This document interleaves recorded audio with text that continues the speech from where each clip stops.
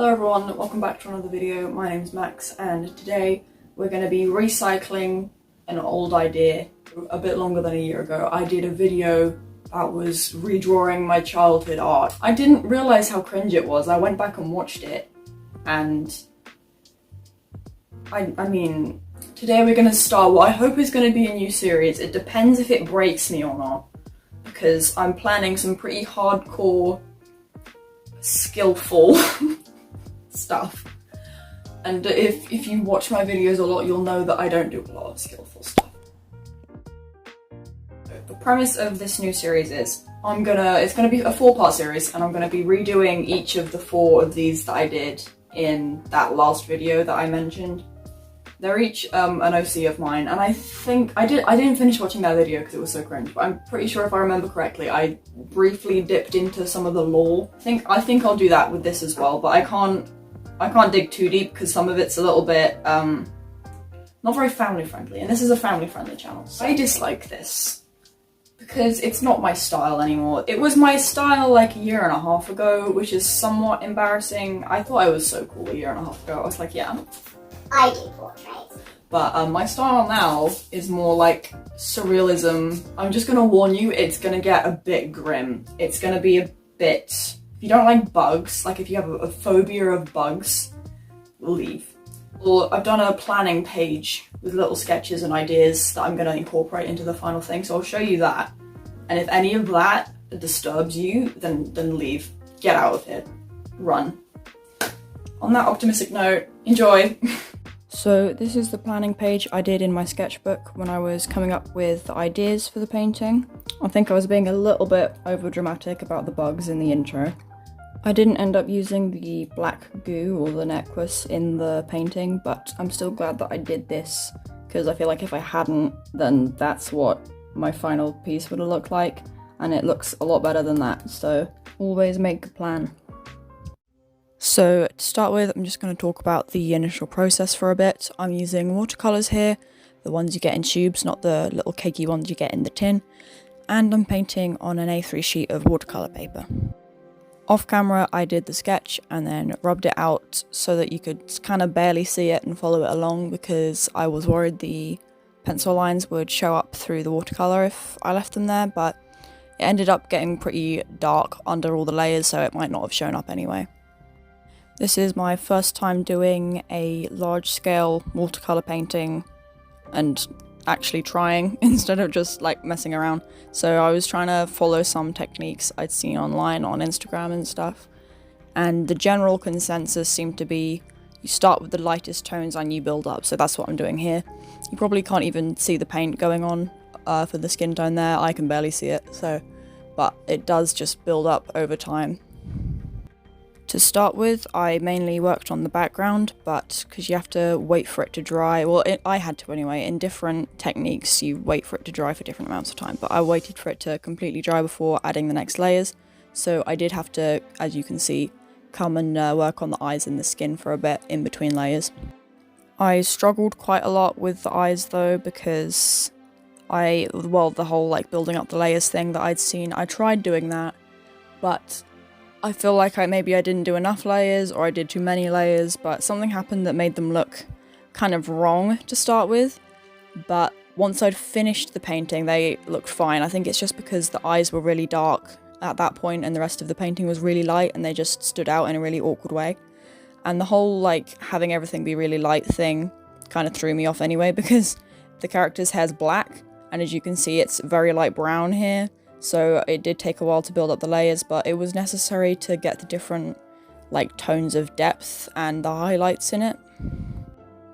As I mentioned at the beginning of the video, this is an original character of mine, so I'm just gonna briefly, most of the video, I'm gonna be explaining a bit about like the character universe in general, and then specifically this situation. So in general, other people, when they have original characters, like they make up new ones for different scenarios and storylines. I just have the same ones and then like recycle the characters on different like storylines from different eras and locations and stuff.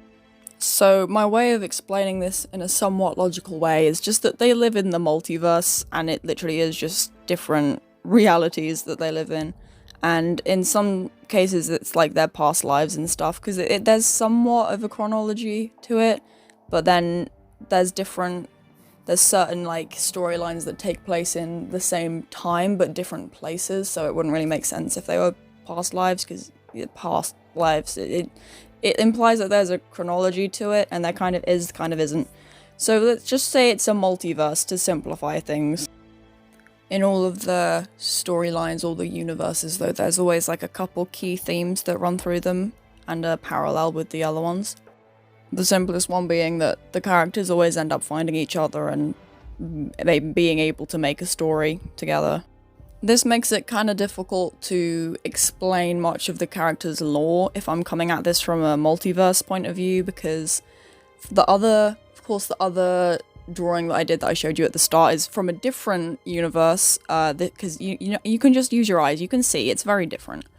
So any lore I gave you in the other video about him, I don't know if I did or didn't, it won't be the same as for this one. So I'm just going to give you some general facts about this character that tend to, not always, but tend to run through all of the different universes. So to start with, his name's Jaden, which most of the time works, but sometimes it doesn't, because it's like a fairly modern name, and if I'm doing like an Anglo-Saxon universe, I kind of need to change it a bit.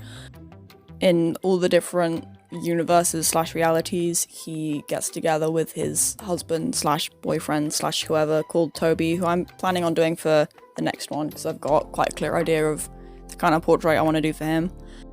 And of course, his personality varies a bit in the different universes, but like here's a brief overview of his personality. He always tends to be quite troubled, to one degree or another. Like, it varies. He's not particularly troubled in the Victorian era, for example, but then in like the modern era, it's pretty bad. He tends to have a difficult relation with his father, and he's starting to sound like a bit of a stereotype at this point, but it's true. He's very protective of his loved ones, whether that's his sister, his husband, or like his children if he has them, because he doesn't always have children. And of course it gets more specific than that depending on like the reality he's in, but like hobbies wise it completely changes. And of course in this horrifying depiction of a reality you see before you hear, I don't think anyone's got time to be having hobbies, so I'm still working on the universe here, but the general gist of it is it's somewhat of an afterlife. It's like modelled on a kind of afterlife, but it's not, because you can die in it. It's basically just the universe is heavily rooted in reincarnation, so once you're there, you're kind of stuck there, and you just keep getting reborn into it. So it's kind of like an afterlife in that it's like the end. Like, say you were in a different life before that, say on Earth, and then you get reborn into there, well, you're stuck there. You can't leave. The universe has 4 layers, per se. I don't know how other to describe it than layers. This is the bottom layer. This is, I don't want to say hell because that's copyrighted, but it's basically a horrific place to live that is really hard to escape, but you can move through the layers over hundreds of lifetimes. It is possible. I'll explain more about the other universes, well not the other layers of this specific universe when I do the other portraits, because they're all going to be set in this universe, but some will be on different layers.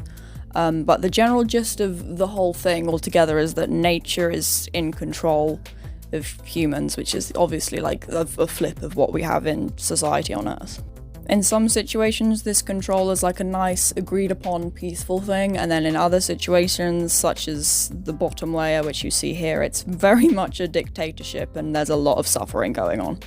So in this layer, everyone is... when I say ruled by mushrooms, don't laugh at me. I mean, there's not like a happy little mushroom with a smiley face waving a stick and telling people what to do. The mushrooms, like, basically mind control people with their spores. So the big twisty things you see in the background there, those aren't trees, those are just giant mushrooms in the shape of trees.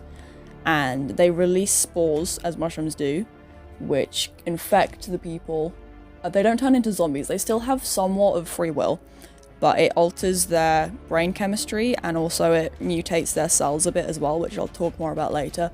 But basically the mushrooms are in control of everything because they can use their spores to be in control. The insect things, which you can't see right now because inconveniently I just shifted the thing, there's one by his ear up there, that white blob, that's going to turn into an insect, and those are used by the mushrooms to communicate. So you know how bees on Earth like transfer pollen from plant to plant for the benefit of the plant and of the bee? This bug, I've not come up with a name for it yet, but it basically feeds on the mushrooms, and when it moves to a bigger mushroom from, say, the mushroom on his ear there, he can transfer the information from that mushroom to the bigger mushroom, which will like then transfer it to the hive mind. I don't know if any of this is making sense, but you know, anything that Jaden's thinking, it's grown into this mushroom, which can then, the information will be taken from that to another one by the bug, which it can't do on its own because it's not rooted into the mycelium network. If you understand any of that, then please let me know in the comments, because it probably isn't making much sense. You may be thinking, why are the mushrooms doing this? What are they getting out of controlling people? Basically, they're farming the humans. They infect the humans, they grow on the humans, and then when the humans die, they don't eat the humans because they don't have mouths, but they like absorb all their bodily nutrients in order to get more powerful. The mushrooms use their control over the human's brain to guide them to a graveyard of sorts. So when they know they're about to die, they'll instinctively walk to one of these big, like, it's not a facility, but, you know, it's a big congregation of bodies that the mushrooms eat.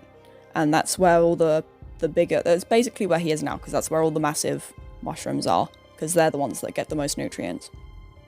Human reproduction doesn't really work in the way that it does in our universe, because everyone's miserable and no one's going to be like, ooh, I know, I want to bring a baby into this horrible world. So they basically if you've ever seen Lord of the Rings, think of when Saruman's making the orcs and they're like coming out of the ground. It's basically like that, but with people, and they're coming out of kind of like sacs that grow on the funguses. So, this might sound completely ridiculous, but obviously they're being farmed by the mushrooms, so the mushrooms then like create more humans for them to reabsorb.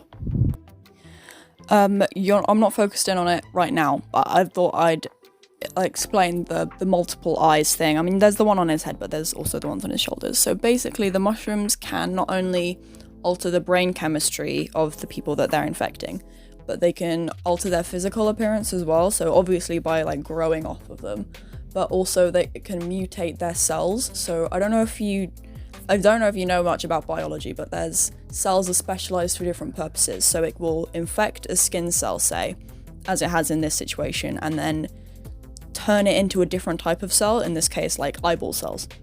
That's like a simple way of explaining it. And it's kind of common practice amongst the humans that live here to cut the mushrooms off of themselves, because they believe it will kind of lessen the control that the mushrooms have over them. But that's not true. That's just kind of something they do because they think it works, but it doesn't work. Because if you can see the little dots all over his face, yes, it's something I use to give him texture and make it look like he's actually got skin, but you'll notice it's also exactly the same texture as is on the mushrooms. So his skin's basically covered in microfungus anyway, so cutting off bigger mushrooms isn't really going to be much help. And that's what the scars on his face are from, where he's like cut mushrooms off of his face. Just thought I'd explain that a bit. If that was a bit dark for some of you, I'm sorry. I did warn you at the start, but maybe you just thought that didn't apply to you because you don't have a thing about bugs. Anyway, moving on somewhat, we're going to talk more about like this specific character's involvement in this universe. So at this point in time, Jaden's on his third lifetime in the realm. I need a name for it, so I don't just keep generically calling it the realm. But basically, because the mushrooms are regenerating the people, they're not gonna waste time trying to think up new faces for people. So he's basically looked the same for the past like 150 years or however long he's been alive. and Toby isn't in the same layer as him at the moment. When you first enter this realm, you will be like, I don't want to say sorted, because then it sounds like this is something to do with Harry Potter, and it absolutely isn't.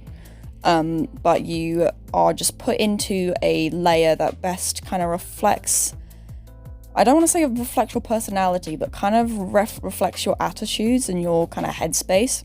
So Jaden's a pretty, like, unhappy, negative person that kind of sucks the joy out of everything.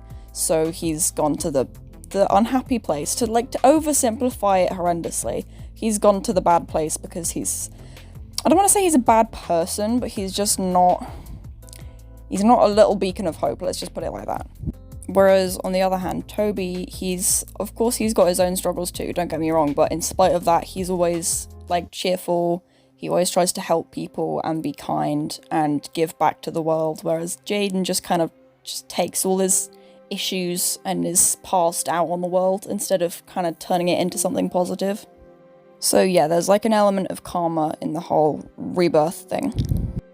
He's basically given up hope on reaching any of the other layers. Like, everyone who lives there is aware that there are other layers and that they can supposedly get to them. Like, it's near impossible, but you can work your way up to the other layers.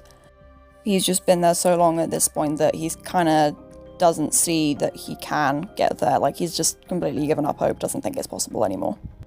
I think I'll talk more about the storyline of this universe in the next one, where I'm doing Toby. For now, I'm going to turn my attention back to the painting itself.